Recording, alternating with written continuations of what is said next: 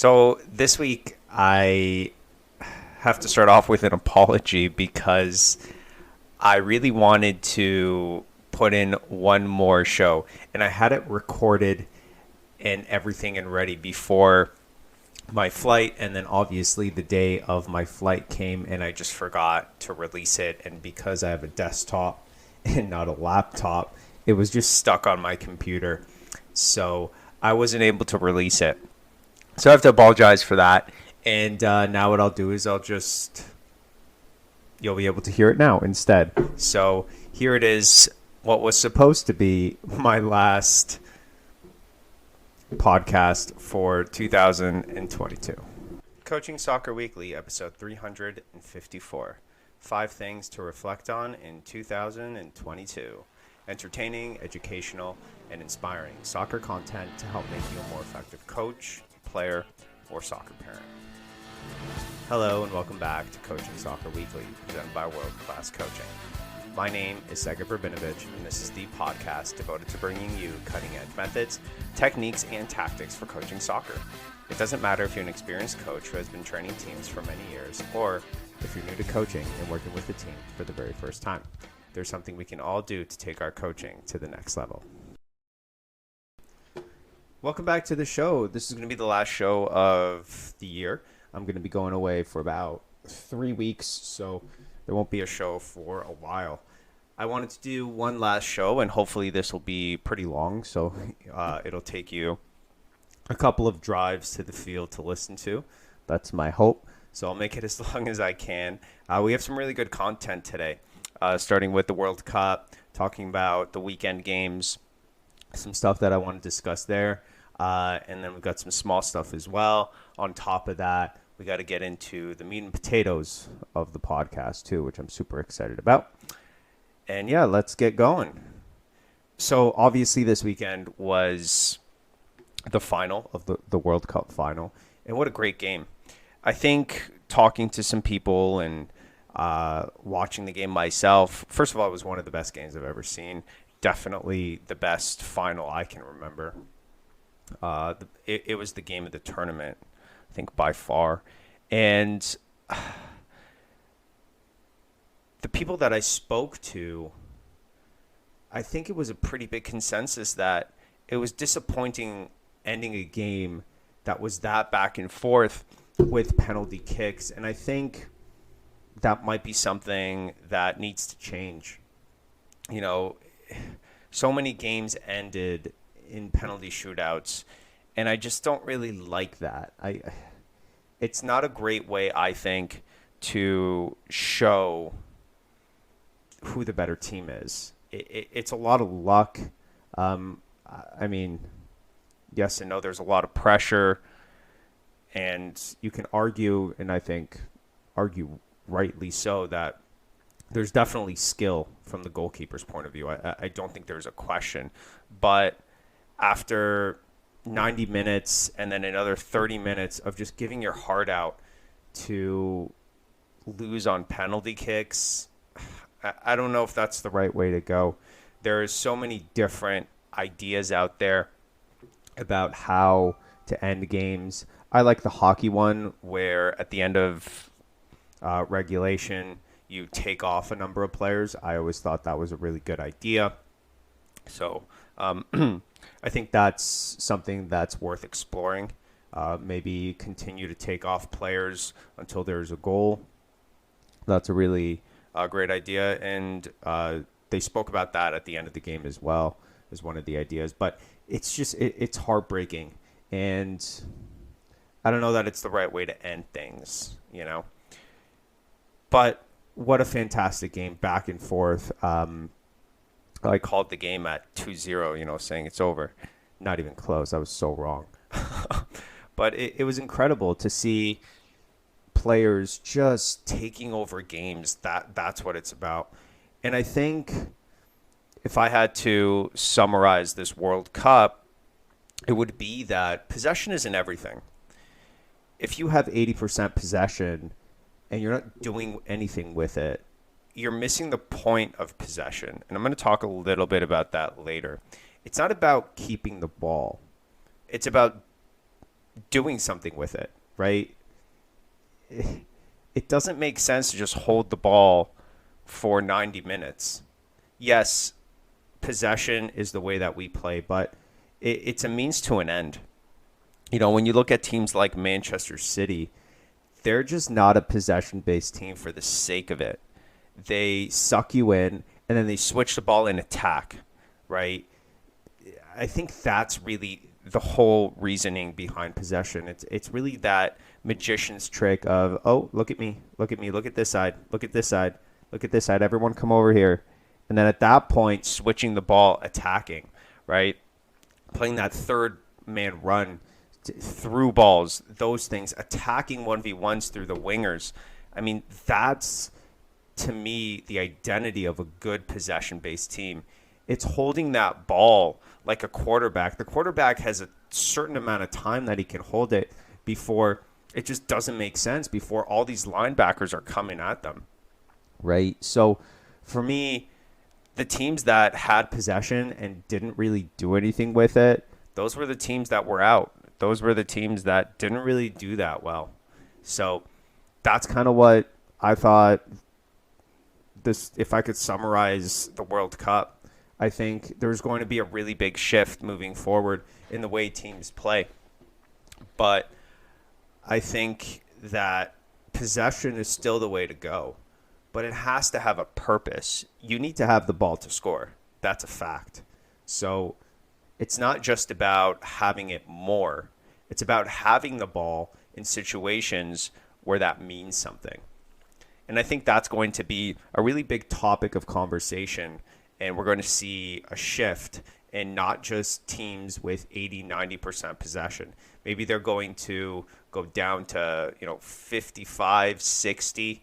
And those are going to be really effective teams that when they have the ball, they're going to try and suck you in and then really go through the wings and attack, combination plays, all that. So that was my take from the World Cup. I don't know if you agree or not, but that's what I found watching these games. But what a great World Cup. There was a lot of negative publicity going into it with Qatar, the FIFA documentary, and as soon as soccer started, soccer was the focus, and I love that. Soccer it's a way to forget about the bad things, and I love that. This is such a great game. Brings the world together, brings people together, and at the end of the day, a World Cup is a World Cup. So 4 more years, and then it'll be here. It won't be in the winter because it's snowing and freezing, but it'll be here. So excited for that, and there's a lot of work to do. Canada, I thought, performed well. I don't know if people are talking about this, but out of the 4 teams that were in Canada's group, Belgium, right? Everybody knows about Belgium. They were going in ranked second, right? They obviously had that, you can call it turmoil, whatever you want to call it. Then 2 teams that played for third place, right? Morocco and Croatia were in the same group as Canada, and they ended up 3rd and 4th. So we held our own, except for the second game. That was so disappointing, but so proud of Canada. And I think we can really go back, hold our heads up high, that we played. We did our thing. And I said going into this World Cup, just making it was a really great, positive step forward in Canada soccer. But I really thought we conquered and did such a great job. This weekend's games are brought to you by Veo. Veo is an amazing tool that we use in our academy to record games and review games and watch our players and how they did create marketing videos. It's just a really amazing video camera that automatically records the game without you having to pan from side to side. And I think we all know what Veo is about. If you are looking for a Veo, feel free to use our $200 off. It helps us. It allows Veo to know that we're doing our job. And so thanks, Veo, for sponsoring the show. The code is in the show notes. So, yeah, go Vio. Our weekend, we had 2 games. They were both really interesting for a lot of different reasons. So let's get into it. Our 2013 played. Because our 2012s didn't really play this weekend, I added a bunch of 2012s into this game. It's a 2013-2012 league, so that's allowed. And we registered them, the 2012s and the 2013s, all in one team, knowing that this was going to happen. So I brought a lot of the 2012s to play in this game, and it was such an incredible game from the point of view. There were so many 1v1s. We really kept possession a lot. But what was interesting is we've played this team before, and they destroyed us. I think it was like 4 or 5-1. And they had 2 really good players when we played them in outdoor, and we knew that going in. So what I did was I took out, so we're playing 7v7, and I took out our forward and double team their center midfielder, who was their best player, number 11.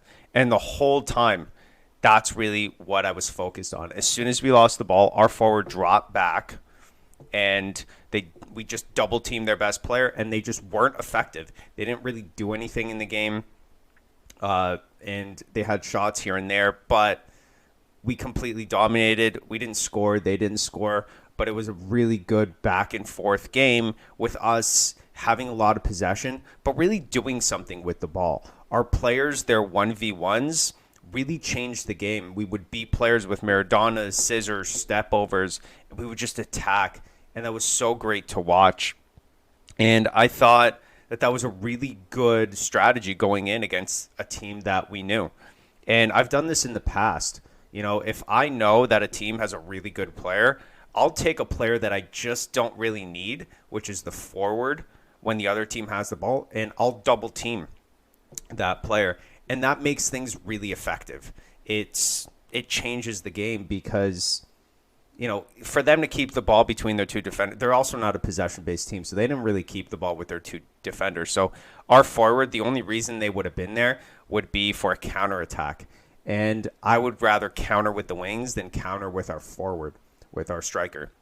So to drop him back, and then as soon as we win it, there's also a really big advantage in the forward kind of playing as a false 9 when we win the ball back. So I thought we did really well. We missed one of our players who just loves to shoot, and I think that was a really big part of why we didn't take more shots. He just kind of encourages the team with the fact that he shoots all the time. Like, he'll look up from half and he'll take a shot, and I think that's really good. Because when you have a player like that, it kind of creates the atmosphere of, oh, it's actually okay to shoot from anywhere, right? And that's really what we try and tell our players. You think you can hit the net, right?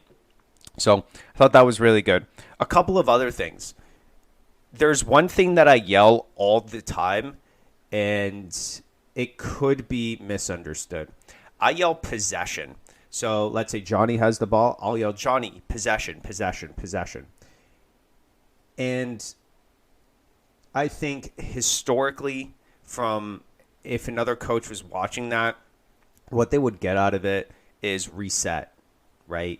You know, find a player who has space in the back, reset, keep the ball. And that's not at all what I mean with possession. All it means is literally keep the ball. Right? So if you see a 1v1 and you're comfortable beating that player, go for it. Beat the player as long as you're keeping that ball, right? And our players know that in a 1v1 situation, they should go for it, right? So with me yelling possession, it's me trying to get it into their head, okay, we need to keep this ball, and now we need to attack, right? We need to make sure our shape is right, and the way that we do that, I don't really care, right? As long as you can keep that ball, if you need to pass back, if you need to do a give and go, if you need to take on 1v1, whatever that is, but we want to keep that ball. We don't just want to win it and give it away. So that's really what I mean by that. And it's really interesting when I'm yelling possession to see how the players react. Some players every time will pass the ball back. Some players will constantly take on 1v1s. Some players will look for pass back so they can open up to receive the ball back in space. Some players look up and we have the ball on the strong side and they'll want to switch it to the other side. So they'll look for a player making a run on the outside and they'll switch it. Whatever that is, I don't really care. There are so many creative opportunities and we want our players to be creative. But just like when we lose the ball, the first thing that I say is win it back, win the ball back. As soon as we win it, keep the ball, whatever that means, right? So I think, especially if you watch our YouTube games and you hear me yelling that, which is all the time, I don't want you to think that it's not an attacking form, right? Because I've always been with the belief that to just keep the ball makes no sense, right? You need to do something with it. And now especially, we've evolved to really get the ball to the wingers. And the wingers go. Like, they are so strong, our wingers, in our 1v1s. And now with our ability to finish with that player running into the far post, the forward dropping back, we really have an idea of how we're attacking in the final third. So the players know. They know what to do if they want to reset. They know what to do if they want to attack. They know what to do to get from, the first third to the second third, from the second to the third. So we have a game plan going in, and I think that gives the players a lot of confidence. The last thing was this has just been happening every single game, and it's so frustrating. The other coaches are just, they're yelling at refs for things that don't matter. The other coach for about 3-4 minutes got into it because in this league, you're not allowed to drop kick. You're not. Do I agree with it? Absolutely not. I think the goalkeeper should be able to make any decision they want. They should be able to kick the ball. They should be able to throw the ball. They should be able to roll the ball. We should be able to build out of the back. We should be able to kick it out of the back. We should be able to do anything that we want, and we should not be able to limit our players. But they do, and that's okay. They can literally drop the ball and then kind of volley it up if they want, but they're not allowed to just boot the ball up. And the other coach just laid it into the ref. And it went on for 2-3 minutes. Like, it's so frustrating to see that. And honestly, even though I don't agree with the rule, I could care less. It's not why we go out to play. We don't go out for these rules. I don't care what the league's rules are. I really and honestly don't. And what I've noticed is that every ref does something different. And it doesn't matter. It really doesn't, because that's not what the game is about, especially at this age. For us at any age, we just want to go and we want to develop. That's it. We want to test ourselves against players of the same quality as us, or even better, or sometimes worse, whatever that is. And we just want to go out there and play, right? And this happened in the second game too. Like, it's just not what this is about. And I'm seeing it all the time. Every single game there's something, right? So, I mean, you know how I feel. You know, when I yell at refs, I yell for safety reasons. That's it. Yeah, if I don't agree with a call, I'll say something, but it'll just be, like me saying one thing and that's it. Like handball, I'll yell, right? Or ref. So, that's probably the most common thing. If I think my player got fouled, I'll yell ref. But I will yell and I will scream if my players aren't safe. Other than that, I don't care. I don't care what they call. Yeah, I get disappointed. Yeah, I get competitive, yelled at. But for 2 minutes in the middle of the game, it's infuriating. Absolutely infuriating. And he's one of the top people in their club too, which makes things even more frustrating because he's part of these meetings that the district is having, and it shouldn't be allowed. Like, these are things, it just doesn't make sense. And what frustrated me the most out of all of this, was that the ref didn't give him a card. And he spoke to me and all that after. And I expressed my disappointment. I basically said, listen, you're encouraging this behavior because you're not doing anything about it. You can argue as much as you want with the coach. right? The ref can argue. They can argue as much as they want. But if there's no penalty onto it, the coach is just going to keep doing the same thing. And I got a yellow card, and that stopped me from talking because I know if I do something else, one more thing, I'm out, right? When I get my yellows, I deserve my yellows, right? But the refs need to start taking control of the situation. And this isn't a young ref, right? The last game there was a young ref. I can understand that. But this is a guy that's been reffing for 15 years. Like, he can take the abuse. I get it. And that's kind of basically what he said. He said if it happens again, he'll give him a card. But by not doing anything, you're encouraging it because there's no penalty. It's exactly like when players flop in the box. Until these players start getting yellow cards, until VAR starts giving yellow cards to players who are diving in the box, it's just going to continue. And that's been really frustrating to see every single game. So those two things happen in the first and second game. But I'm really excited to talk about the second game. The second game we played the only, I think, there's only one team who's been undefeated this year. So we played them. And we had two 2010s. This is a 2010 league. And the rest of our team was 2011. So essentially, our 2011s played against the best team in the league. And going in, my conversation was with them, every mistake that we make, these guys are going to punish us. So we really have to try and receive the ball, pass the ball with way more concentration. We have to be on our toes the whole time. We have to be low. As that ball comes, we have to be ready for our next pass or your 1v1, whatever that is, but we have to be ready for it. And for the first 5 minutes, we were the better team. They ended up getting an easy goal against us. And then right away, we got a goal right back, 1-1, tied. And then we just kind of lost it. And they ended up just shot after shot. It was just so many shots. And we ended up going into half down 5-1. And just watching the game, I could tell something was wrong. I didn't know what it was at all. But the fact that every time they got the ball, they got a shot off. And it just seemed like it was just dominate, like wave after wave after wave. And at a certain point, you just got to realize it's not working. And you have to change it up. And the best way I know how to change things up is with a different formation. That was it, right? So on the sideline with about 2 minutes left in the half, being my other coach, we started talking different. I asked him, what do you think? What other formations, stuff like that. And we just kind of back and forth. And then I made up my mind. So we play a 2-1-2. It's a 6v6. So not a lot of options there.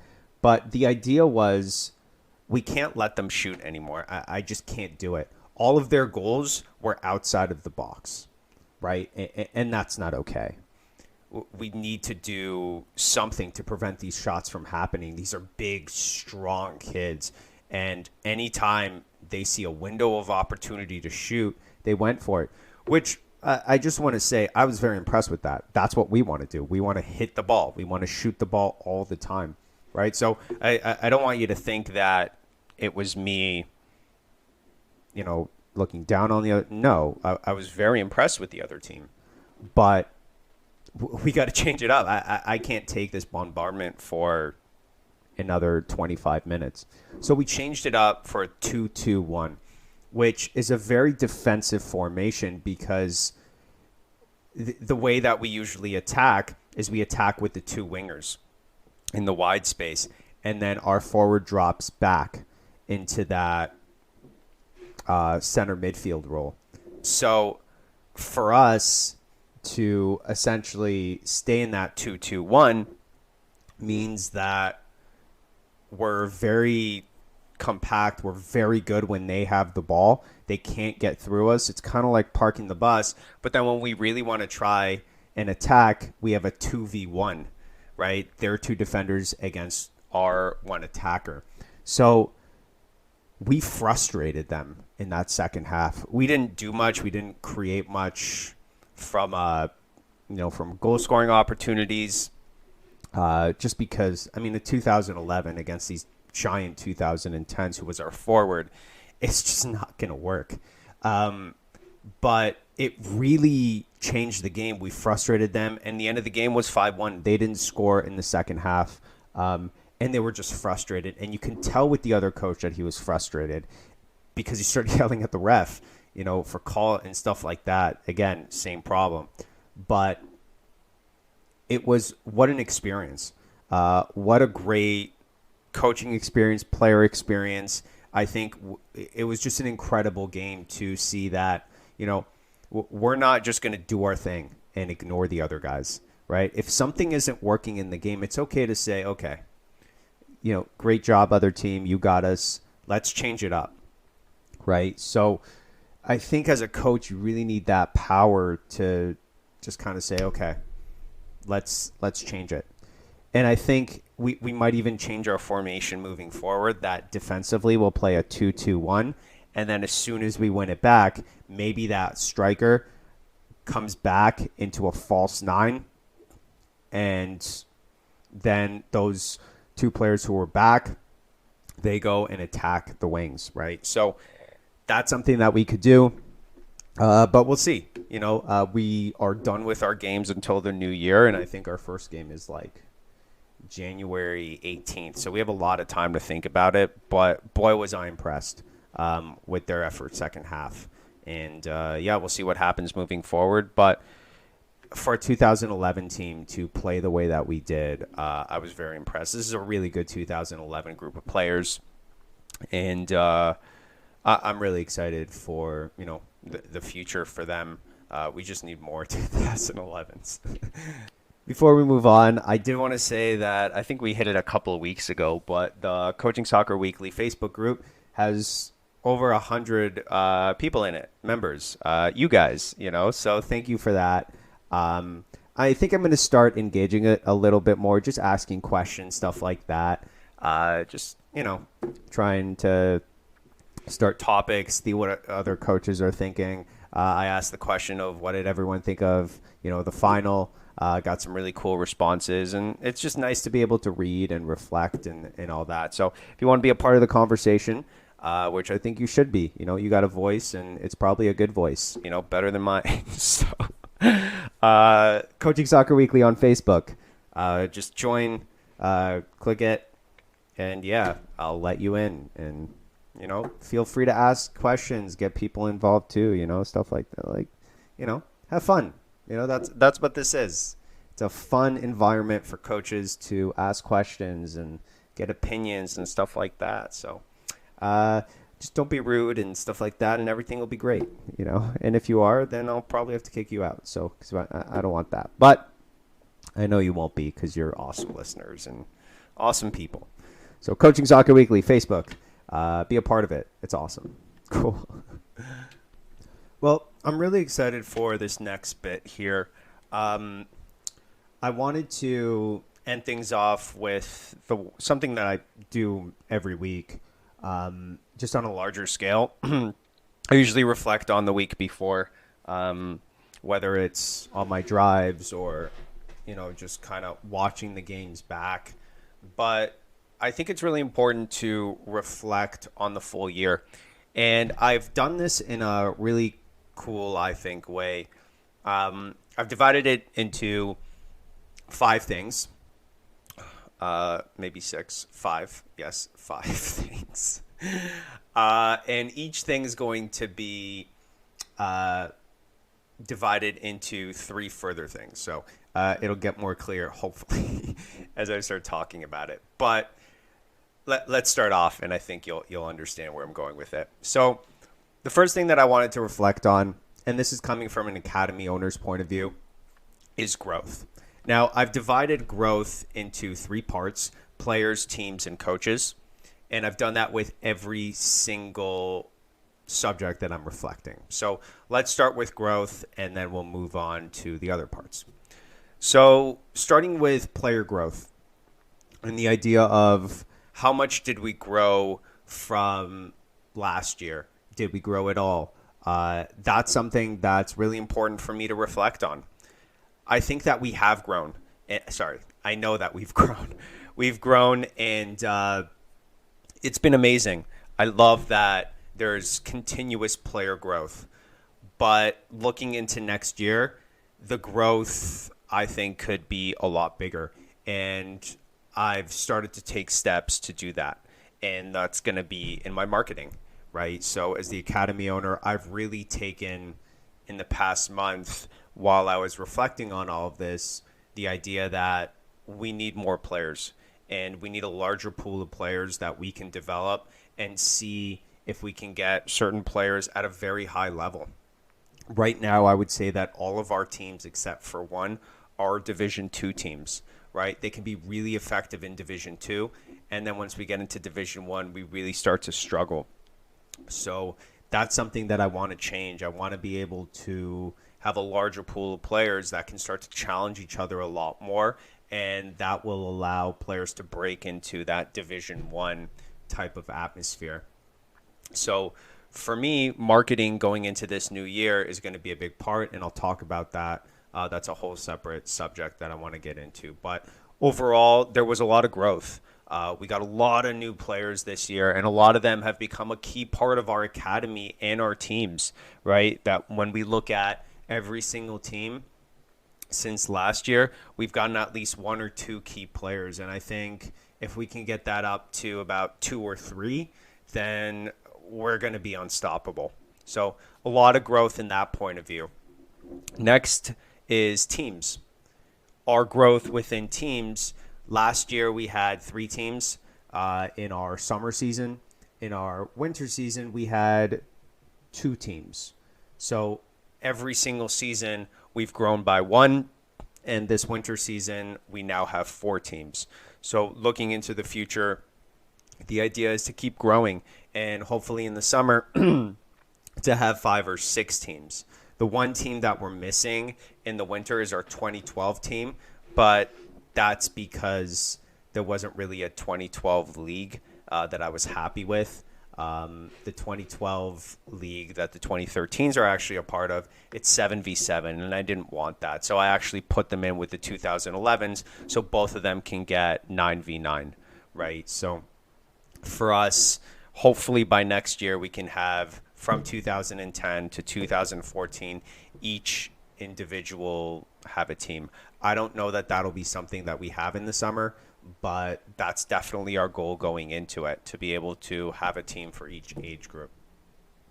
From the coaching point of view, we've been able to get more coaches, and our growth as an academy is something very important, but can only continue to happen in an effective way if we grow by coaches in the right way.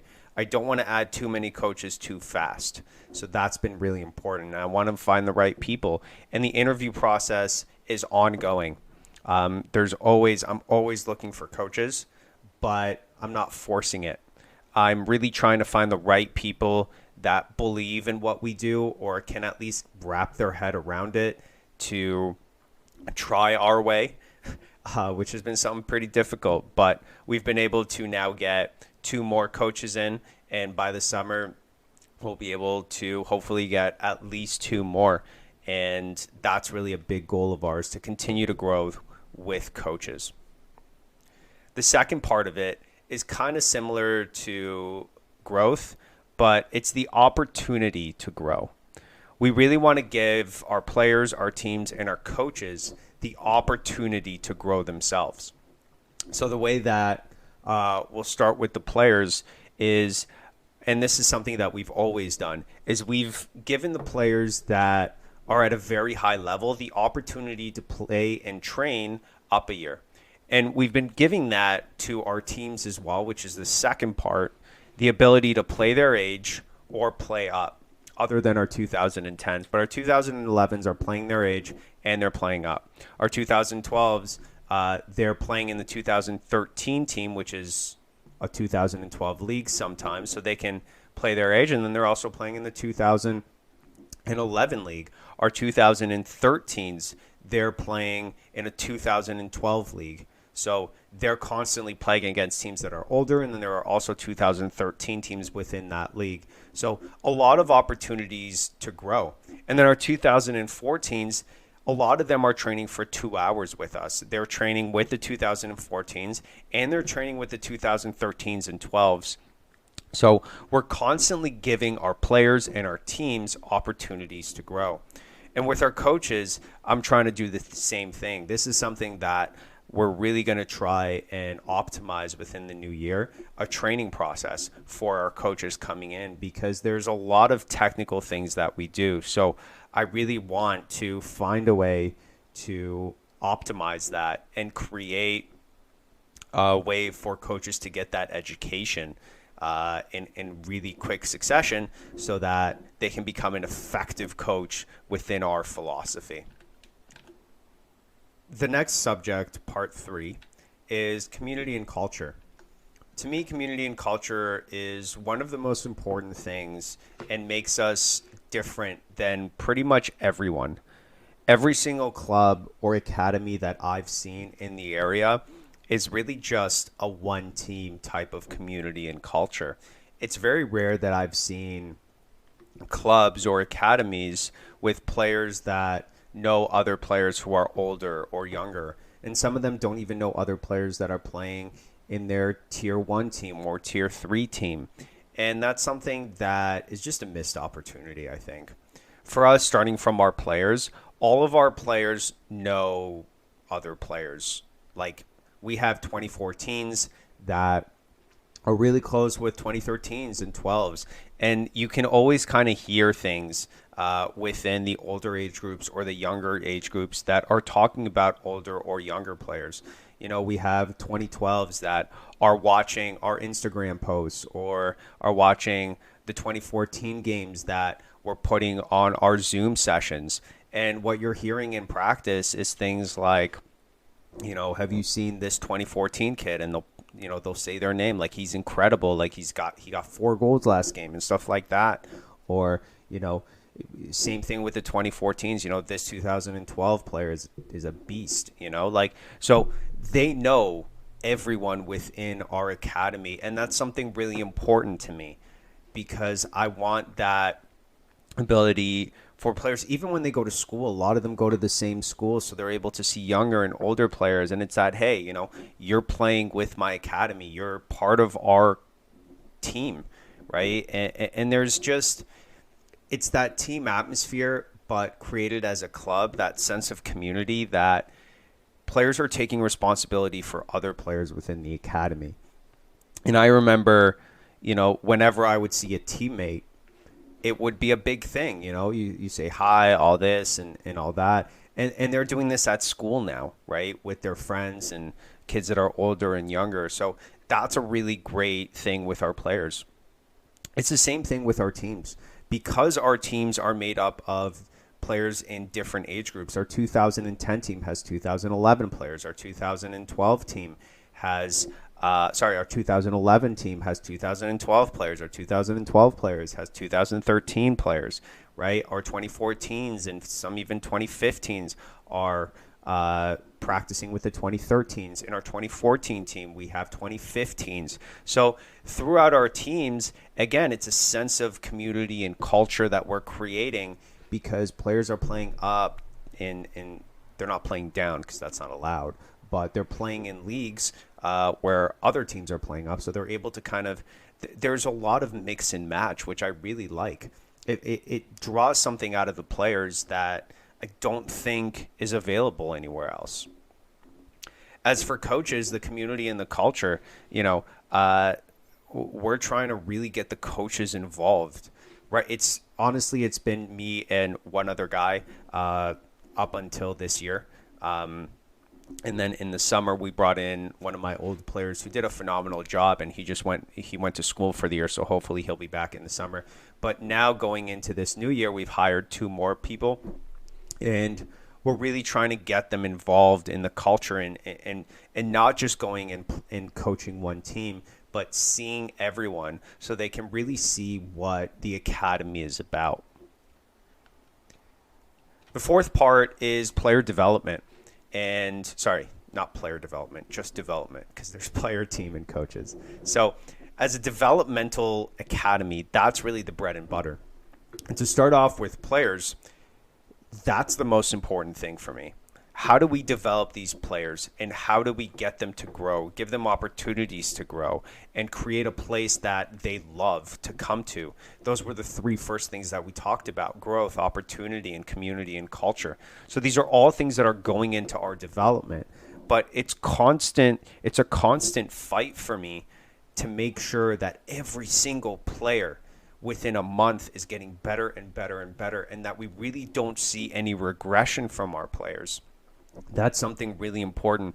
And there have been players this year who at certain moments in the game, my jaw just drops with the stuff that they do. We have a 2013 player, I'm not going to mention his name, but this last game, we watched the Zoom yesterday.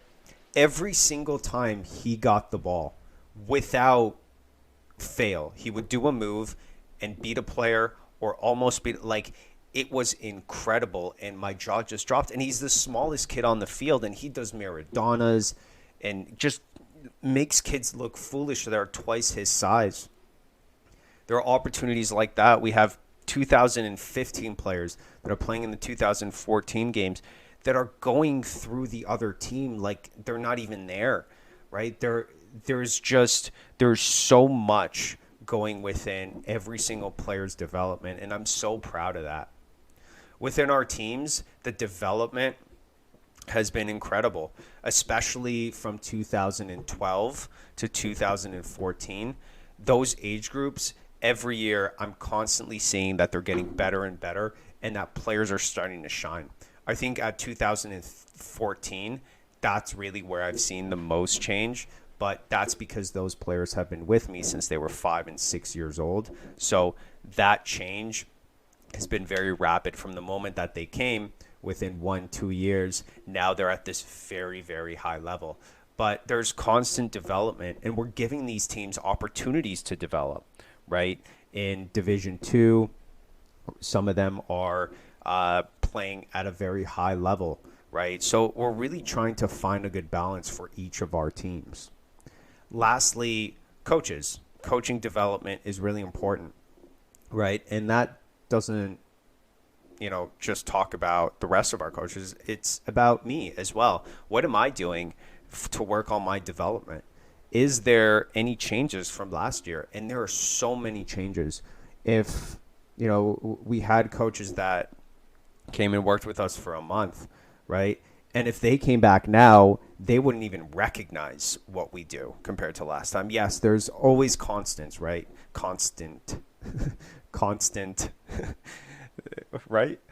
There's always consistency with our 1v1s. There's consistency that we do. Our 1v1s are always going to be there. Our rondos, they're always going to be there. But we've taken that so far forward, and that's just not all we do anymore. 1v1s, 1v1 plus 1, and 2v2, we stop there. We're going into 4v4s now, something that we haven't done before. I'm going to, in the new year, try and do some 3v3 stuff. Within our rondos, we've completely changed how we're doing that, with combining that with our 4v4s. The fact that now we're using the basement and there's repetition of shooting.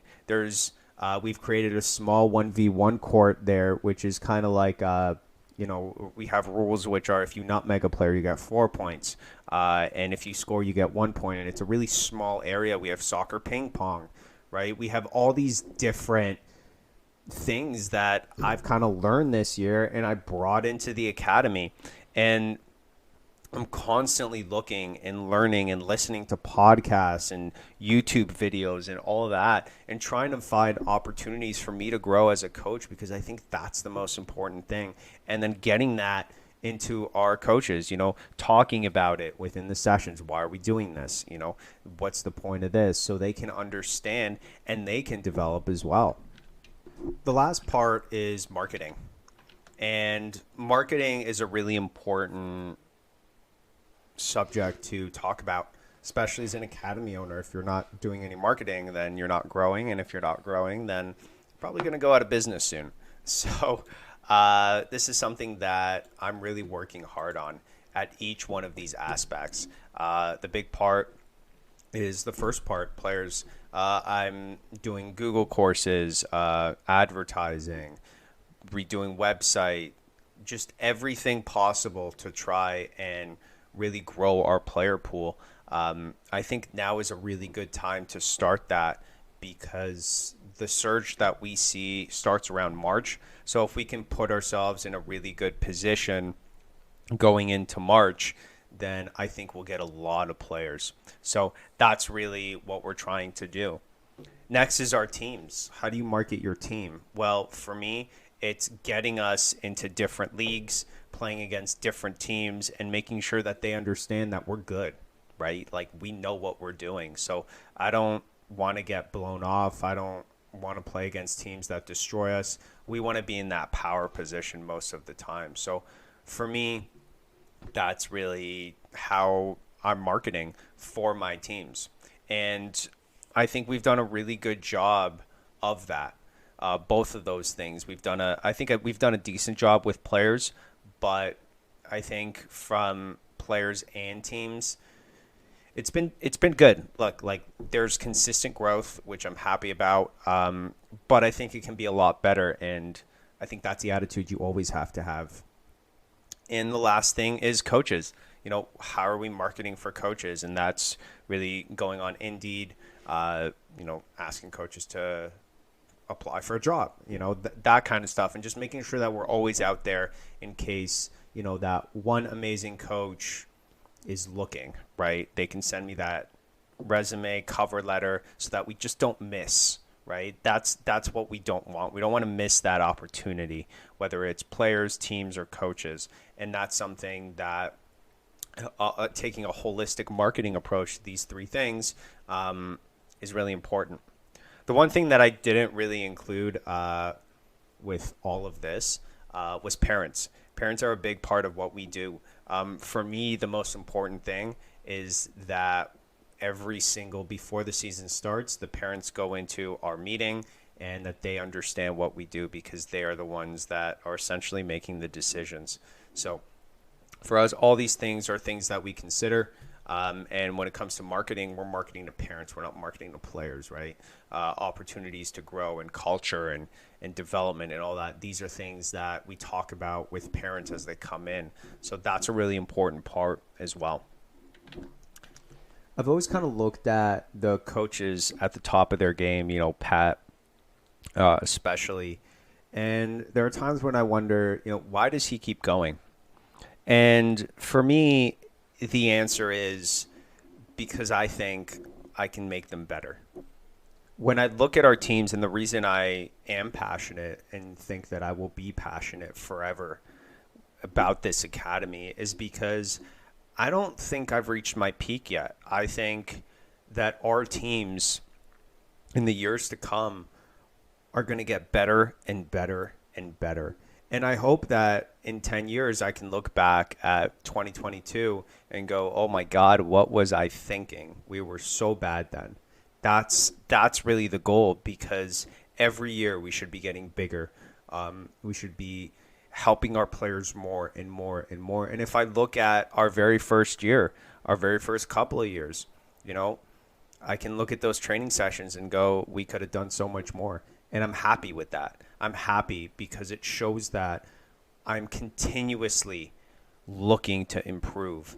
And if you don't look to improve, then you're just going to get left behind. And that's why Manchester City is so effective. First place, and they end up getting the best striker in the world. Why? Because they're not satisfied. And neither am I. We could be the best academy in Canada. We could be the best academy in the world. And I still won't be satisfied. It's the drive that you need the ability to look at what you have and go, that's not good enough. We need more, right? That's what's driving me to continue. And it's not more from a financial point of view. I'm very happy and very comfortable from that point of view. I don't have a big house or anything like that or fancy cars, but I don't need that. That's not what makes me happy. What makes me happy is having a lot of players and being able to help and really do things the right way. Watching the way these teams have been coaching against us and fighting with refs, that's not an environment that I think players should be a part of. And I don't think parents should be okay with that. So I'm happy when players come to us from other clubs. It's, in my opinion, they see the light, right? They want an environment where their child is the sole focus, and I get that. That's what I want. I want every single player to have the ability to grow every single session. And we're getting closer and closer to refining that and making it so that every session a player gets something new out of it that they didn't before. Whether it's a 1v1 session where they're just asked a little bit more, whether they go to the basement and they get 200 shots before they come back upstairs and they're working on their first touch, right? All these things. These are things that I just want to make sure are constantly improving. And that's the goal moving forward. We are, whether we like it or not, we're an indoor academy, right? Every academy or club in this country is, well, not in this country, but especially in this province, is an indoor academy. We're barely outside. We're outside for 5 months-ish at the most, right? I would really say from like May to September, kind of. October 1st, we go indoors. And May 1st, we go outdoors, right? It's very tough with the light. We use public fields, so we don't have lights, and it gets dark really fast. So we're going to be indoors. So we have to get used to that environment and optimize that in the best way that we can to create these individual rock stars. And we're starting to see more and more, especially in the younger ages, that have been going through this from the moment they started their soccer journey. They live and breathe the 1v1s. They live and breathe these battles, especially our 2014 to 2015s. They will fight. And that's something that our older teams aren't in the same level as, because they came to us from other clubs because we didn't really exist back then. So moving forward, I know that there's going to be success. I know that every year moving forward, these players are going to want it more, they're going to fight more, and they're going to be the best on the field. We've consistently, in my opinion, been able to produce the best player on the field. And that's something that I am the most proud of. That when people come and look at our games, they look at our player as the best one on the field, and that's what I want. That is what I want more than anything. Win, lose, doesn't matter. But having the best players, that's something that I think is marketable and can help us grow. Thanks for listening to another episode of Coaching Soccer Weekly. I really wanted to release that before I left, because as you could see, it was a very long episode, so I wanted you to be able to have something to listen to throughout this 3-week hiatus that I was not releasing podcasts. But hopefully you enjoyed it. Next week, I'll start off by talking about my vacation, which was really cool. I'll talk about what we do, or what we did, because we've already started the first week back with our sessions, and we have our first game this weekend. We have 2 games. Our 2013s and 2014s are playing, so I'll talk about that. And until next week, enjoy the journey, enjoy the moments, but most importantly, enjoy the game.